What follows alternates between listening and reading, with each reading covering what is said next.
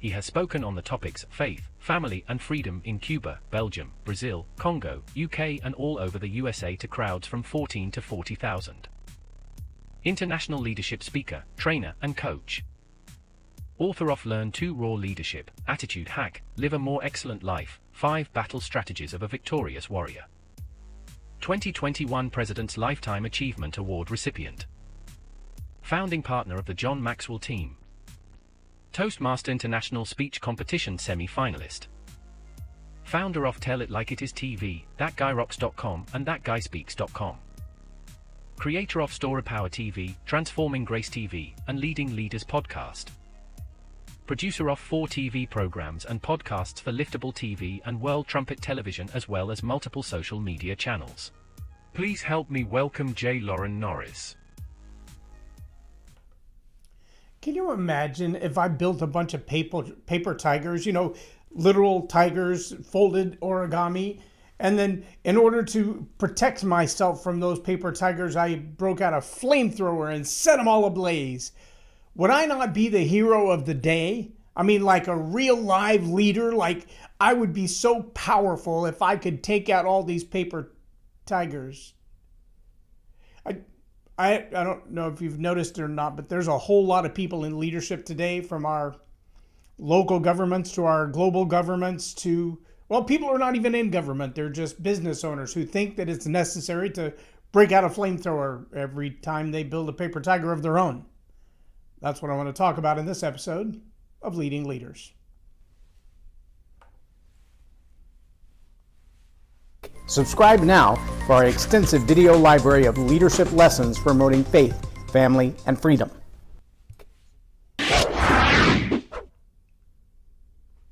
I'm J. Loren Norris with Leading Leaders Podcast. And it really does amaze me. I see so many leaders at various levels, and you see them early on in leadership. It's kind of a personality trait, for lack of a better definition, that they're not satisfied to have the title of leader. They're not satisfied to have the shift manager on their shirt. They've also got to be loud. They've got to let the world know that they've identified the problem, and by golly, they are in the business of solving the problem. I saw this kind of leadership in action this last weekend. We stopped at a Burger King for their $10 lunch for 2 kind of a special, and watched for about 35 minutes, because it took that long for us to get our order, and it still was dramatically wrong. It was almost the equivalent of, we went to Taco Bell and got 4 slices of pizza kind of wrong at a Burger King. There's only so many things on the menu. But I watched a manager who was in charge of that shift, and obviously he had to have help from a manager who wasn't on site because he couldn't even figure out how to ring up our order. But he did spend the rest of the time, after he finally got our order into the machine, barking orders at everybody in the back. I need this kind of sandwich. I need that kind of sandwich. You messed up this sandwich. It was supposed to have this, that, and the other. There were 4 cars in the parking lot who went through the drive-thru thinking it would be faster. We were done eating before some of them got any food, and it was the wrong food. How do I know? Because they pulled out of the drive-thru line and into a parking space and brought the bag back inside to say, hey, this is not what we ordered. I think they got pizza instead of tacos too. It was a disaster.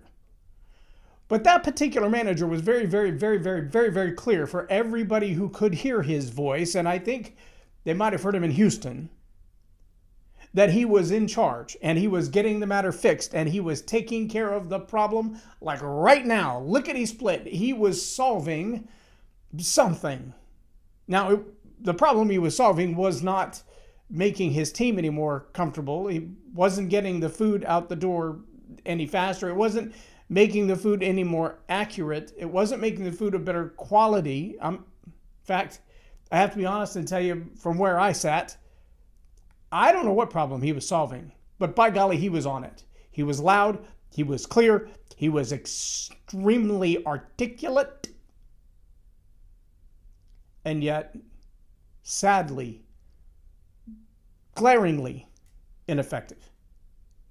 As a leader, as a human, as a manager in that store, nothing was going his way. Kind of like the Giants football game last night. It was a disaster. But see, there are a lot of leaders who are so determined to be the hero that they will they will solve a problem that nobody else can see. They will solve a problem that's not yet here. There is, well, it's a small problem on the horizon, like a cloud the size of a man's hand, but we have to solve it right now. We have to go way out of our way to make sure that that problem never comes. And even if it is imminent and it is going to actually occur in our lives, we have to solve it. But truly, it's not the problem at hand. It's kind of like John Maxwell mentions in 21 Irrefutable Laws of Leadership and probably 3 other books. He talks about one of his employees, we'll call him Joe, who had a problem with another of his employees, we'll call her Mary. And after a period of time, Joe also had a problem with Susie. And Joe had a problem with Tim. And Joe had a problem with Tom. And eventually you got to realize Joe is the problem. But we could have fired Mary and Susie and Tim and John and kept Joe, because we're solving problems, right? See, that's the kind of problems that arise in nepotism and bureaucracy and corruption perpetuate. You can't solve problems like that with solutions like that. No, in order to solve problems like that, you've got to be willing to tackle the real bear. You've got to really be willing to say, okay, I'm looking at the problem face on. I understand what the real problem is, and I have a solution for it. If you're not willing to do that, then you're going to find yourself stuck in a place where you're solving problems that don't exist to make yourself look like an active hero who's getting something done. And you're not delegating the problem to be solved by someone who's competent to solve it. You're not collaborating with someone who can help you to solve the problem, because you have to identify the real problem first. And you're not taking action to take the problem head on and get it dealt with. What you're doing is solving fake problems to make it look like you're doing something, when actually you're doing nothing effective. It doesn't mean you're doing nothing. It just means what you're doing isn't doing any good. What you're doing isn't changing anything. It isn't bringing about a future solution. Now, I do know leaders who will look way down the road at a potential problem, maybe even a problem only they can see. And a problem like that, that's worth millions. A problem that only the leader can see is worth millions in job relevancy, in making themselves worthwhile, in becoming the hero. They can identify a problem like, I don't know, global climate change. It was fascinating to hear someone ask the other day in a Senate hearing of the entire Department of Transportation, how much CO2 do you think our atmosphere contains? And their answers were everywhere from 5 to 8%. And he came back and said, no, actually, it's 0.4%. 0.4%, not even 0.5% of all of our atmosphere is carbon. Not 0.5%. But he also made a very interesting note, and that is that we are at the 0.4 up from 0.3, but the 0.2 level of CO2 in our atmosphere, any lower than 0.2 and all plant life dies. Because while we breathe in oxygen and breathe out CO2, plants breathe in CO2 and breathe out oxygen. Now, if we solve the problem of CO2, we will have no plant life. But if we simply continue planting trees in gorgeous places to make for a cooler temperature, more beauty, more wild animals to have a place to gather foliage, we also have more oxygen on the planet and less CO2 because they need it to breathe. That does not seem such complicated math to me, but we sure are spending trillions of dollars to build giant windmills that we cannot get rid of when they break, and they break, or solar panels when they stop working, and they stop working. And we're working really, really hard to create a problem to solve. Trillions of dollars. I love the fact that several sociologists and anthropologists have pointed out, we're not solving a problem that has an immediate need. We're solving a problem that's creating immediate need. In fact, one of the anthropologists pointed out the fact that we have so many people who are starving today. Today. The last 50 years, we brought more people out of poverty than any other time in history. But today we have people who are starving to death while their own governments, Sri Lanka, various parts of India, various parts of China, various parts of Central America, their own governments are getting extremely wealthy by the subsidies being paid by the United States and other wealthy nations to go green. And while their people are impoverished and can't get 3 meals a day or a nice place to put a roof over their head, the rich are getting richer and the poor are getting broker, and it's not a good cycle, but they're doing it in the name of saving the planet. And then they're asking these people who can't figure out how to feed their children for the day, what will you do to combat the global crisis of climate control? And most of these people are saying, I'll worry about that after I've fed my kids. I'll worry about that after I've decided whether or not I'm going to make it through another day, another sunrise and another sunset I'll be grateful for. I'll worry about a 50-year climate problem next year. See, there are a whole lot of leaders who are ineffective at what they do, but they prove their value, they prove their worth to you, they prove to you that they are heroes in the making by identifying a problem that only they can see, and then being busy about the business of solving that problem, driving other people's behavior to solve that problem, bringing other nations and corporations and big money to solve that problem, a problem you can't see, a problem you haven't suffered with, a problem you don't identify as a problem at all, but you are part of the solution apparently, because your tax dollars, your time, your effort, your productivity will go to solving this problem. You don't think so? Just ask yourself, how long before local regulations forbid you from driving a gas-powered car or using a gas-powered lawnmower or driving more than 15 minutes from where you live? All these things are afoot. Your governments, your global governments, are busy about the business of solving a problem that you probably have not been impacted by just yet. And they're solving that problem for your great-grandchildren, who by the time the problem gets here won't recognize the problem because it will have ostensibly already been solved. Well, I don't know. My grandmother might have thought the same thing, because she was just graduating high school when they told us that we were going to run out of fossil fuel before her grandchildren were born. She passed at 92. Oh, we hadn't run out of fossil fuel yet. You catching on? Paper tigers. We're blasting our communities, our people, with these flamethrowers of a solution for a problem that we made up. And I'm not just talking about climate change.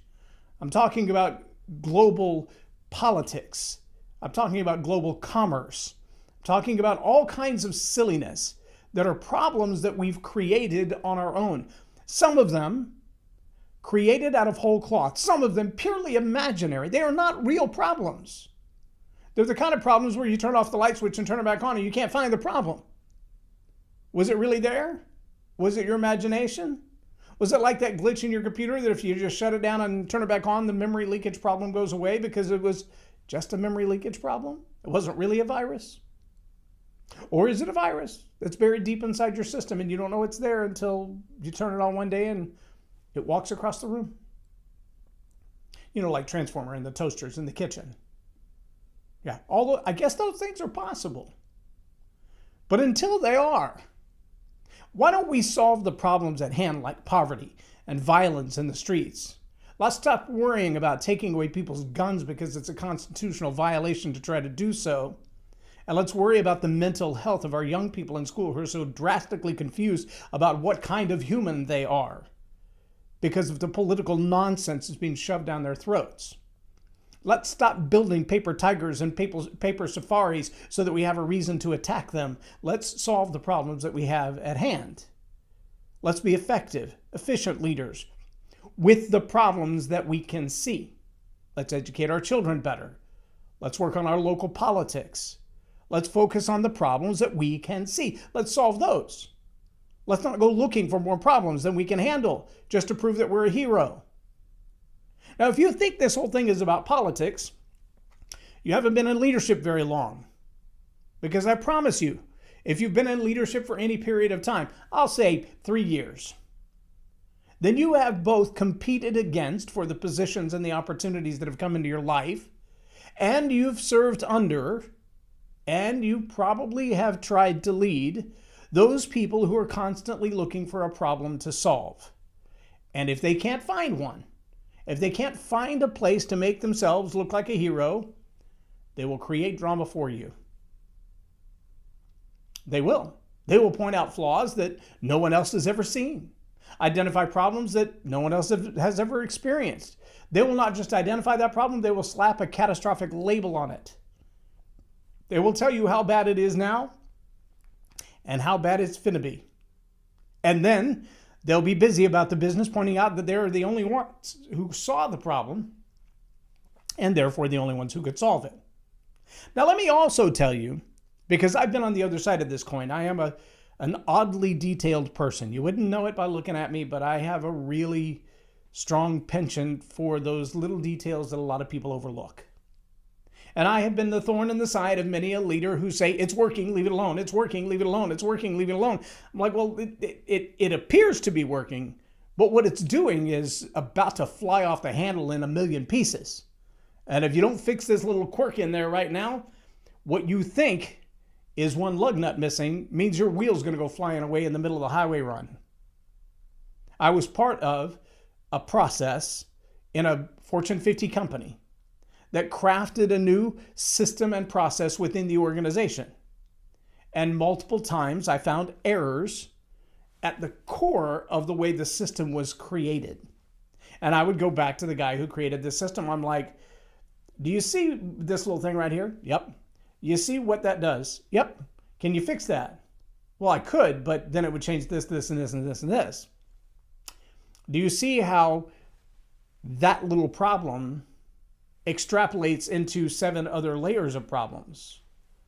Well, yeah, but if I change that now, they're going to know that it was wrong from the very beginning. We're going to have to go back and fix all of that. And I'm like, if you don't change it now, how long do you think before you get caught, Sam Bankman-Fried, with just a little modification in this one database table relationship? Well, when you pull the report and table A and table B are directly related to each other, but your report doesn't show any of the data from table B, is it even accurate? If it's not accurate, what is the final outcome of its inaccuracy? For how far does that go? What impact will it have? And so he and I together chased this problem to see just how far it would go. And over a 3.5-year period since he built the original database, we found a disastrous mess. But when we tried to report it up the chain, I nearly got fired for pointing it out. I nearly got fired for not shutting up when we brought it up. I nearly got fired until it got to the VP level and somebody said, well, if it's wrong, fix it. I don't care what it costs. I don't care what we have to re-report or redo. Of course, they didn't have to do any of that work. And everybody who'd been yelling, you're going to get fired, was the one that would have to re-report their numbers, and they wouldn't look as good. And they would have to make the corrections. That's a whole lot of work. And they looked at me as the person creating a problem to be solved, rather than the one pointing out a problem that must be solved. Because the problem that the problem I identified would create was a legal problem. A legal problem with a lot of big people on the other side of it. A lot of big people would have a whole lot of reason to scream and yell and stomp their feet. A whole lot of people who could put a whole lot of people out of jobs and possibly in stripy suits. And I don't mean pinstripe button-downs. But see, identifying a problem that nobody wants to look at is like the pee of the princess's mattress. It's like the emperor with no clothes on. You never get applauded for identifying a problem that truly needs solved. You only get applauded for creating problems that everyone can solve if there's a lot of money to be made in the solving of the problem. I don't know how true it is. I'm reluctant to say it. But I must ask the question, if it's true, why is it true?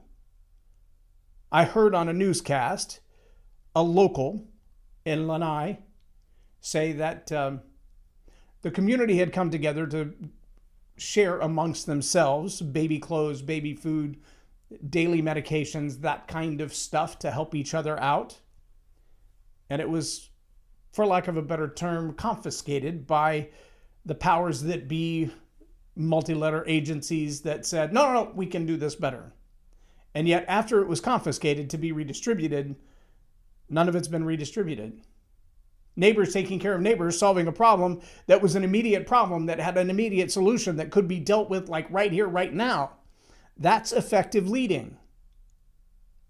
Confiscating to redistribute and then delaying the redistribution or redirecting the redistribution to a different place. That's not solving a problem. But on that little island, we've seen it happen with everything from diapers to dollars. Oh yeah, there's another place on earth that's getting billions of dollars when one of the accidental rounding errors would completely undo the problem in Maui. You think I'm crazy? Just look it up. And then ask yourself, are we guilty of solving a problem that isn't a real problem, or a problem that genuinely has no solution? We get through all kinds of time, trouble, and effort at it, and in the end, accomplish nothing. Will we do what we did in Afghanistan and go in and see a solution in 90 days, and then 20 years later, undo our own solution? Are we solving a problem that really exists, or creating a problem so that we can look like heroes solving a problem that doesn't exist? Effective leaders solve the problem at hand. They don't busy themselves trying to be heroes by creating a problem to solve on their own. They either take immediate action and get it done. They delegate it to someone who's competent. Or they collaborate with others who identify the same problem and realize there is a fix for this. But they don't create paper tigers and then gather their resources to hunt these paper tigers they created on their own and blast them with flamethrowers. It's an unnecessary activity. And it's usually incompetent leaders looking to justify their existence who are busy about the process of solving problems that don't exist. Don't be one of those leaders. We have plenty of them. We don't need any more. I'm Loren Norris with Leading Leaders Podcast for Tell It Like It Is TV. Have a blessed day.